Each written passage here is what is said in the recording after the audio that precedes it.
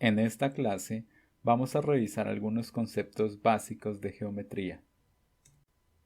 Bueno, tenemos como conceptos esenciales los conceptos de punto, línea, segmento, rectas secantes, ángulo, recta, semirrecta o rayo. También tenemos adicional estas rectas particulares, que decimos dos rectas paralelas son aquellas que nunca se cortan. O rectas secantes son aquellas rectas que tienen un punto en común. O rectas perpendiculares son aquellas que forman un ángulo de 90 grados. Ángulos congruentes.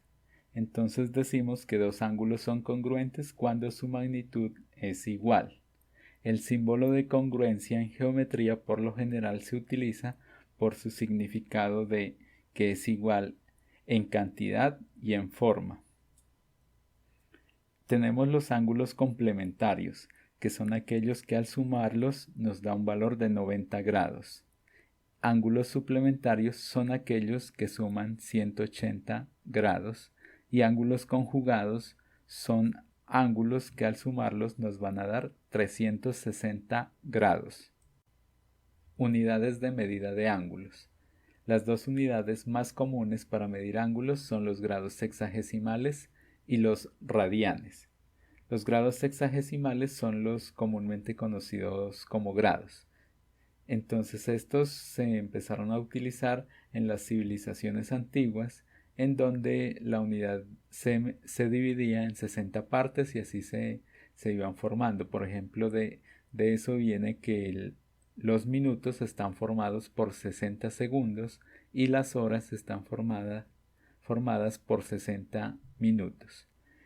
Y los radianes son una unidad que tiene más significado matemático. ¿Por qué razón? Porque es una medida que depende del perímetro de una circunferencia, del perímetro del arco de circunferencia con el cual se puede representar un ángulo. Entonces es una proporción entre el perímetro de esa circunferencia respecto al radio. Por lo tanto, una forma sencilla de entenderlos es que si nosotros tenemos un ángulo de 360 grados, lo podemos representar con una circunferencia completa. Y si el radio de esa circunferencia es 1, entonces podemos decir que el perímetro de esa circunferencia es 2pi por 1, es decir, 2pi. Por lo tanto, podemos representar 360 grados con 2pi. Y de allí mismo, como consecuencia, se tiene que pi radianes equivalen a 180 grados. Entonces, valiéndonos de esta equivalencia, vamos a revisar unos ejemplos. Entonces, en el primer ejemplo vamos a pasar 135 grados a radianes. Entonces, vamos a aplicar una regla de 3, de donde partimos de grados y vamos a llegar a radianes. Tenemos los 135 grados que van a equivaler a X cantidad de radianes. Pero nosotros también conocemos que 180 grados equivalen a pi radianes. Por lo tanto, armamos la proporción que nos queda 135 sobre 80, que es igual a X sobre pi. El valor de pi que está dividiendo lo pasamos a multiplicar y nos queda este valor, el cual lo podemos simplificar y nos queda 3/4 de pi es igual a X. Entonces ahora vamos a revisar un segundo ejemplo donde vamos a pasar de radianes a grados sexagesimales o simplemente grados. Entonces se aplica nuevamente una regla de 3 que va de radianes a grados. Entonces a este lado voy a ubicar los radianes, que en este caso tengo pi quintos, que es lo que quiero pasar a X cantidad de grados. Y yo sé previamente que pi radianes equivalen a 180 grados. Por lo tanto, armo mi proporción que me queda pi quintos, y como el 5 está dividiendo acá, el pi también está acompañando al 5 porque va a estar dividiéndolo. Ahora, acá a la derecha tengo X sobre 180. Este 180 que está dividiendo lo voy a pasar a multiplicar. Entonces me queda 1/5 por 180. En otras palabras, 180 dividido para 5, lo cual me da 36, que sería la cantidad de grados a la que equivale pi quintos radianes. Es importante notar que en muchos casos se obvia el símbolo de grados.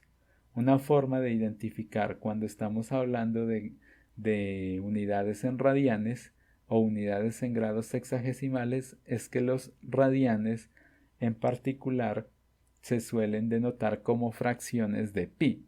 Entonces, si aparece pi quintos, pi cuartos, pi tercios como medida de un ángulo, vamos a inferir que esas unidades son radianes. En cambio, cuando tenemos unidades que van en orden de decenas o centenas, como este es el caso 135, 180, podemos inferir que la unidad son grados sexagesimales.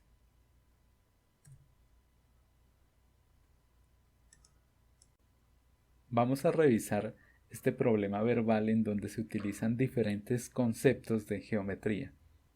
Entonces dice así: dos ángulos son suplementarios. La medida del obtuso es 5 veces el agudo. ¿Cuánto mide el ángulo obtuso? Entonces acá hay diferentes conceptos. Estábamos hablando de ángulos suplementarios, de lo que es un ángulo obtuso y lo que es un ángulo agudo. De principio nos están mencionando que tenemos dos ángulos. Entonces, ¿qué vamos a hacer? Vamos a representarlos con una letra cada uno de esos ángulos. Primero vamos a decir que el ángulo obtuso está representado por la letra A. Decimos que un ángulo es obtuso cuando éste mide más de 90 grados. Ahora, decimos que un ángulo es agudo cuando éste mide menos de 90 grados. Y acá lo vamos a representar con la letra B. Entonces, como los ángulos son suplementarios, eso quiere decir ¿qué cosa? Que al sumarlos me van a dar 180 grados. Y además nos dicen que el ángulo obtuso, es decir, el ángulo A, mide 5 veces el ángulo agudo. Entonces lo representamos mediante esta ecuación. A es igual a 5 multiplicado por B, o 5 veces el valor de B. Entonces, teniendo este valor de A, en términos de B, lo que vamos a hacer es reemplazar en la ecuación 1. Entonces vamos a reemplazar y esto nos va a quedar, acá teníamos A, pero lo vamos a reemplazar por 5 veces B. 5 veces B más B es igual a 180 grados. Estos son términos semejantes, se pueden operar y nos da 6 veces B, que es igual a 180 grados. Por lo tanto, para quitar el 6 de acá, lo que vamos a pasar a hacer es pasarlo a dividir y nos queda 180 sobre 6, lo cual nos da 30. Por lo tanto, el valor de B es 30 y para evitarnos acá hacer esta sustitución en esta ecuación, de manera muy sencilla podemos verificar o podemos analizar que si B vale 30, el valor de A tiene que ser 150. ¿Por qué razón? Porque 150 más 30 me da 180 grados. Es decir, que el ángulo obtuso que me están solicitando hallar vale 150 grados. Bueno, este es el segundo problema verbal. Vamos a revisar qué nos dice. Dos ángulos son contiguos y forman un ángulo que mide 75 grados. Su diferencia es de 21 grados. ¿Cuánto miden los ángulos? Entonces, ¿qué vamos a hacer? Vamos a asignar nuevamente una variable a cada uno de los ángulos en cuestión, porque nos están hablando de dos ángulos. Vamos a decir o vamos a representar con la letra A al ángulo de mayor medida y B al ángulo de menor medida. Entonces, con esto podemos inferir lo que nos están diciendo textualmente acá y representarlo en una ecuación. Primero nos dicen que esos dos ángulos son contiguos y que entre ellos dos van a formar un ángulo que mide 75 grados. Entonces, ¿eso qué quiere decir? Que si yo sumo esos dos ángulos, el resultado nos va a dar 75. Ahora, también se dice que la diferencia es igual a 21 grados. Es decir, que al ángulo mayor, en este caso A, si le resto B, el resultado va a ser 21. Entonces así tengo la segunda ecuación. Si nosotros recordamos los métodos para resolver ecuaciones acá, podemos notar que fácilmente haciendo el método de reducción podemos eliminar la variable b, que es lo que hacemos acá, y entonces nos queda que a más a nos da 2 veces a y 75 más 21 es igual a 26, de donde ya nosotros vamos a poder despejar el valor de a. Entonces el 2 que está acá multiplicando pasa a dividir al 96 y 96 dividido para 2 nos da el valor de 48. Este valor de a que vale 48 lo vamos a reemplazar en la ecuación 1. Por lo tanto nos queda que 48 más b es igual a 75.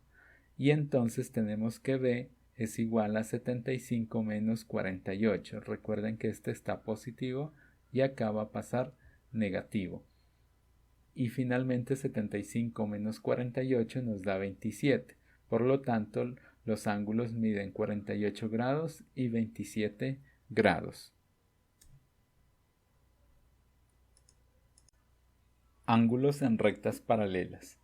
Entonces, si tenemos dos rectas paralelas y una recta secante a esas paralelas, entonces vamos a formar diferentes ángulos entre esa recta secante y las rectas paralelas.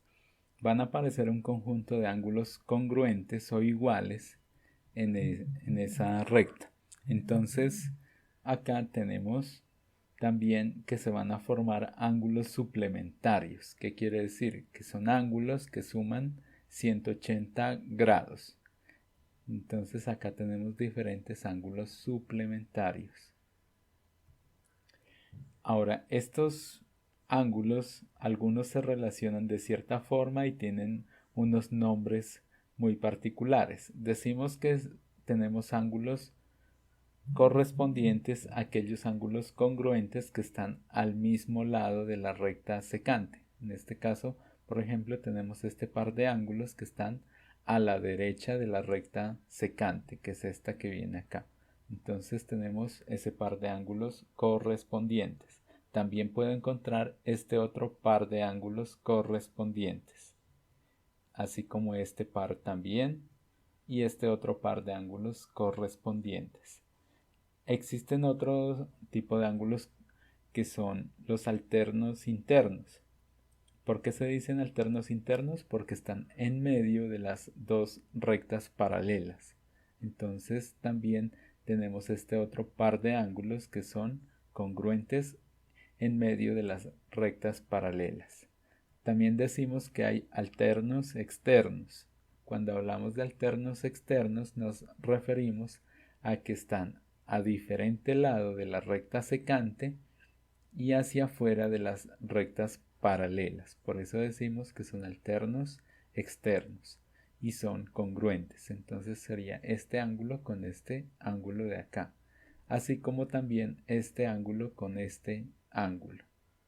Por otra parte tenemos los ángulos suplementarios, que quiere decir que suman 180 grados. Van a haber ángulos suplementarios colaterales internos. Entonces los ángulos colaterales internos son aquellos que están en medio de las rectas paralelas y suman 180 grados. Son ese par de ángulos. Entonces también tenemos este otro par de ángulos que suman 180 grados. De la misma forma tenemos colaterales externos. Son aquellos que están por fuera de las rectas paralelas o hacia afuera, hacia el exterior, y que suman 180 grados. Entonces también tenemos este otro par de ángulos que son colaterales externos. Y entonces con esto pues podemos analizar diferentes esquemas geométricos para poder hallar ángulos que directamente no nos los van a dar. Esta relación de ángulos es bastante importante para abordar problemas geométricos. Bueno, con esto hemos terminado la revisión de algunos conceptos básicos en geometría y ahora es importante que se revisen dichos conceptos para apropiarse más de cada uno de ellos y así más adelante se puedan abordar las diferentes situaciones geométricas en términos de estos conceptos.